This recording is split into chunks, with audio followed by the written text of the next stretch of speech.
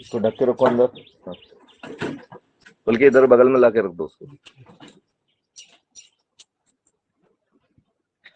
नमस्कार, इधर से, अच्छा अंदर रख दो। नमस्कार,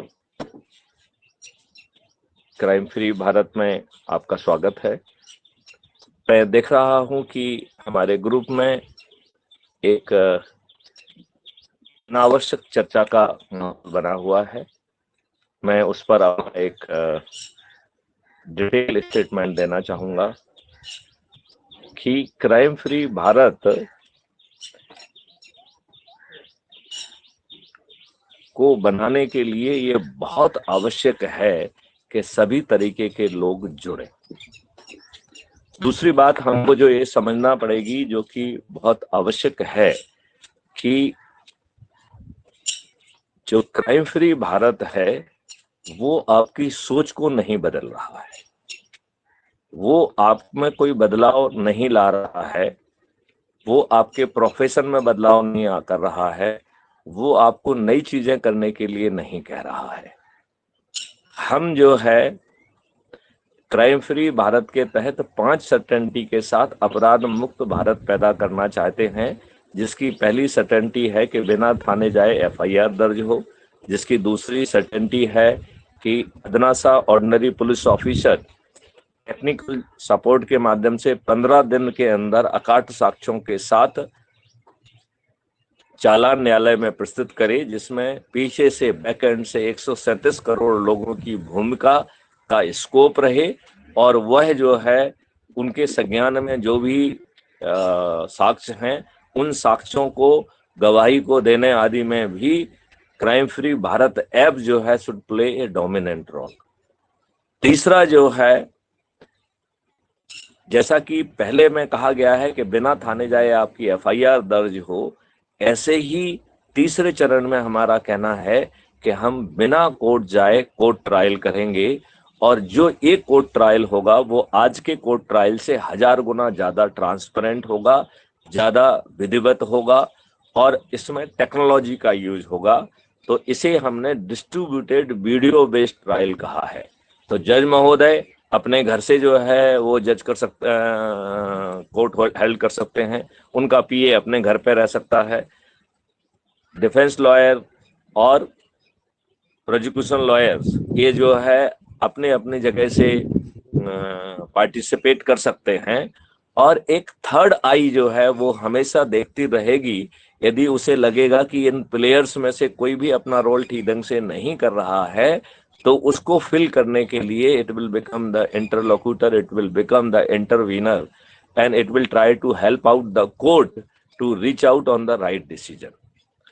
इस प्रकार हमें ढेर सारे एडहॉक और स्पेशल जज हम सेक्शन 13, सेक्शन 18, सेक्शन 21 सीआरपीसी के प्रावधानों का उपयोग करते हुए एडहॉक जजेस लाएंगे, और फरियादी से लेके, साक्षी से लेके, फॉरेंसिक एक्सपर्ट से लेके, एडवोकेट से लेके जज महोदय सभी को जो है रेवेन्यू स्ट्रीम बांटेंगे, और sum total of revenue stream वह जो है जो अपराधी है उससे वसूल किया जाएगा। तो अपराधी का जो पनिशमेंट है वो 2 पार्ट में होगा, एक जिसमें उसको कोर्ट में, जिसमें उसको इम्प्रिजनमेंट होगा, और दूसरे के तहत वह जो है जितना भी हमने रेवेन्यू स्ट्रीम सभी लोगों को बांटा है उसका 2 का मल्टीप्लाई करके वो जो है अपराधी से वसूल किया जाएगा। यदि अपराधी के पास वो नहीं है तो उससे जुड़े हुए लोगों की संपत्ति से वो निकाला जाएगा जो उस अपराधी से लाभ ले रहे हैं, अपराधी से जुड़े हुए हैं।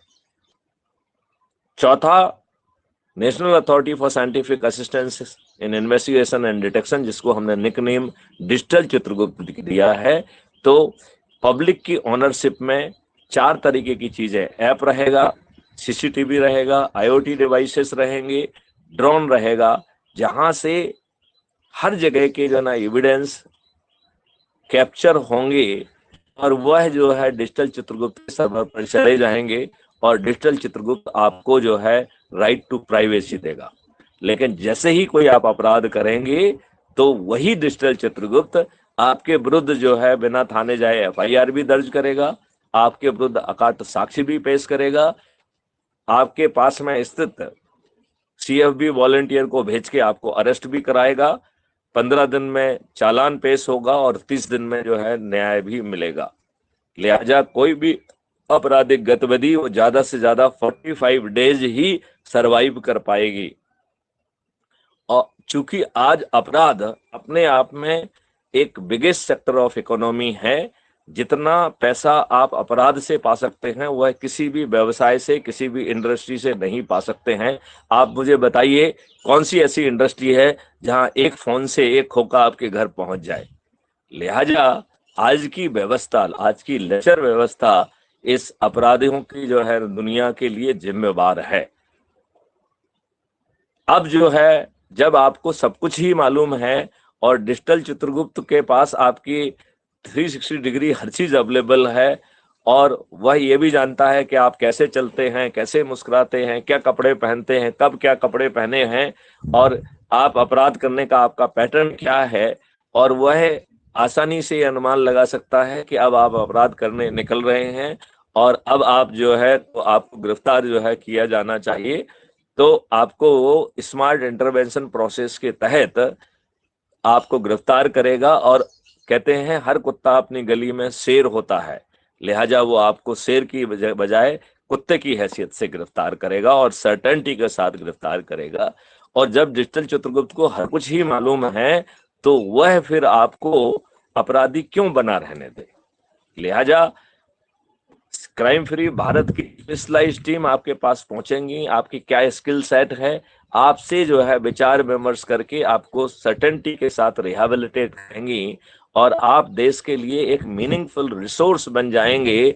लिहाजा जब अपराधी ही नहीं बचेंगे तो निश्चित तौर पर जो है अधिकांश अपराध जो है धीरे धीरे धीरे समय समय खत्म होते जाएंगे, और जो रिएक्शनरी क्राइम है, जो बिना सोचे समझे हो जाता है, धीरे धीरे उसमें भी कमी आएगी, और धोखे से जो अपराध घटित हो जाएगा उसको सर्टेनिटी के साथ जो है बिना थाना जाए उसका पंजीयन हो जाएगा, 15 दिन में विवेचना पूर्ण हो जाएगी और 30 दिन में जो है उसे सजा मिल जाएगी। लिहाजा पूरी व्यवस्था में एक ट्रस्ट कायम होगा और उस ट्रस्ट के सहारे हम जो है जो रिएक्शनरी क्राइम है उसको भी रोक पाएंगे। तो एक क्राइम फ्री भारत से कृपया आप जुड़े। इसकी 5 रेवेन्यू स्ट्रीम है जिसके माध्यम से हम इस देश के लिए इतना रेवेन्यू पैदा कर पाएंगे जो आज सरकार जो है ना टैक्सेशन के माध्यम से क्रिएट नहीं कर पा रही है। तो यह जो है इसमें खर्च नहीं करना पड़ेगा, इसमें ज्यादा धन पैदा होगा और वो देश के विकास के लिए यूज होगा, और हम एक टैक्स फ्री भारत भी क्राइम फ्री भारत के माध्यम से पैदा कर पाएंगे। आओ ऐसे भारत को हम निर्माण करें। अब इसको निर्माण करने का केवल एक ही तरीका है कि यह व्यवस्था हम पार्लियामेंट के मंदिर के माध्यम से पारित करें, और हर चीज जो है इनेबलिंग चीजें जो है ना क्रिएट की जाए। गिरफ्तारी जो है केवल पुलिस के ऊपर डिपेंड ना रहे, पब्लिक जो है ना एट लार्ज, आज भी एक पुलिस ऑफिसर हैं, उन्हें उनके संज्ञान में यदि कोई संज्ञेय अपराध है तो उस रिपोर्ट करने के लिए वो कानूनी रूप से बाध्य है, कानूनी उनका कानूनी कर्तव्य है सेक्शन 39 सीआरपी के तहत, और 43 के तहत उसे गिरफ्तारी का भी अधिकार प्राप्त है। लिहाजा हर पुलिस ऑफिसर जो है वो हर जनता का आदमी एक पुलिस ऑफिसर है। अब इस बात की आवश्यकता है कि जहां जरूरत हो हम हथियारों का एक रिजर्व पैदा करें, आम आदमी को हम ट्रेंड करें, वो जो है जब उसको हथियार की जरूरत है वो हथियार ले सकता है, उसके लिए उसको किसी लाइसेंस की जरूरत नहीं होगी, उसको बल्कि शासकीय हथियार अलॉट हो जाएगा और वह अपना कार्य संपादन करके जो है वो हथियार वापस जमा करा सकता है। तो हम एक इनेबलिंग जो है ना माहौल क्रिएट करेंगे, जिसके कारण आज जो है ना कोई भी टुच्चा सा आदमी धमकी दे रहा है, किसी का गला काट ले रहा है और वो अपना बहसीपन पर जो है उतारू है, ऐसे वैसीपन के लोग जो हत्याएं कर रहे हैं 302 के तहत हम हैंडल नहीं करेंगे, उसके लिए हम 320 कुछ बनाएंगे और उसके माध्यम से उसे और कठोर करेंगे। तो जो बच्चीपन के कारण जानबूझ के अपराध कर रहे हैं उन्हें 25 साल की मिनिमम सजा होना चाहिए, उनकी संपत्ति जब्त होना चाहिए। जिन लोगों ने उसे उस स्थिति में पहुंचाया है उन लोगों की भी संपत्ति जब्त होना होगी। ऐसे कानून प्रावधान हमको पैदा करना होगा। आओ हम सब मिलके ऐसा संभव करें, और इसको करने के लिए हमें वर्तमान राजनीतिक व्यवस्था बदलना होगी, हमें पार्टी विहीन प्रजातंत्र लाना होगा, हमें ऐप बेस्ड जो है खर्च विहीन चुनाव व्यवस्था लाना होगी, जिसके माध्यम से हमें 2 लेवल के चुनाव करना होंगे। पहला हम उससे लेजिस्लेचर को चुनेंगे और दूसरा हम उसको एग्जीक्यूटिव को चुनेंगे। और फिर साइबर क्राइम फ्री और क्राइम फ्री भारत लाएंगे, पेपर करेंसी मुक्त भारत लाएंगे, टैक्स फ्री भारत लाएंगे, और दीर्घायु और निरोगी भारत भी बनाएंगे। और इसमें agriculture will play most important role.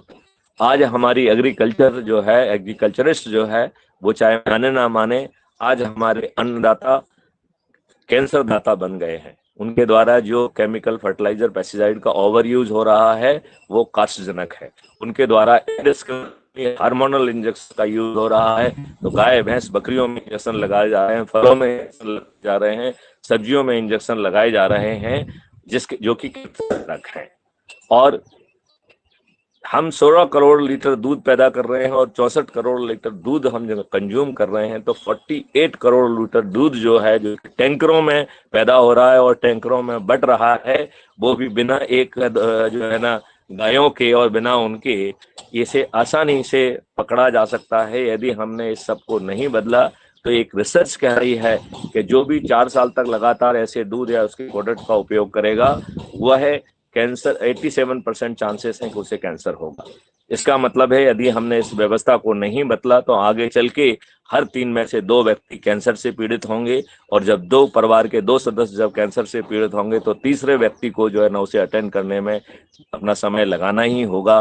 तो जब हमारी 99% पॉपुलेशन जो है कैंसर या उससे विभीषिका से जूझ रही होगी तो उसकी मानसिक स्थिति कैसी होगी, फिजिकल स्थिति कैसी होगी, इमोशनल स्थिति कैसी होगी, उसका व्यवसाय कैसा होगा, कृषि कैसी होगी, सर्विस सेक्टर कैसा होगा, सभी प्रभावित हो जाएंगे। लिहाजा यह आज की महती आवश्यकता है कि हम अपने एग्रीकल्चर को इंटीग्रेटेड फार्मिंग के माध्यम से केमिकल फ्री एग्रीकल्चर में कन्वर्ट करें, और हमारी जितनी भी शक्ति है वो उसमें लगना चाहिए। आज के हमारे राजनेता ऐसी सोच रखने की औकात और हिम्मत नहीं रख रहे हैं। हमें इन राजनेता और इस व्यवस्था को बदलना होगा। आओ हम सब मिलके एनर्जी मॉडल के माध्यम से यह जो है करके दिखाएं। आप सभी से प्रार्थना है कि आप crime free Bharat YouTube channel को सब्सक्राइब करें। जय हिंद, जय भारत, वंदे मातरम।